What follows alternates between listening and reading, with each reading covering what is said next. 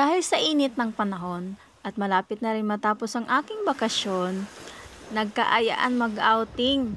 Kahit masama ang aking pakiramdam, ay gora pa rin dahil minsan lang to.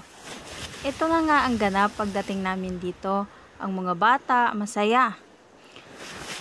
At ang nanay namin, ito naman ang ganap niya. Kaya nilapitan ko nga.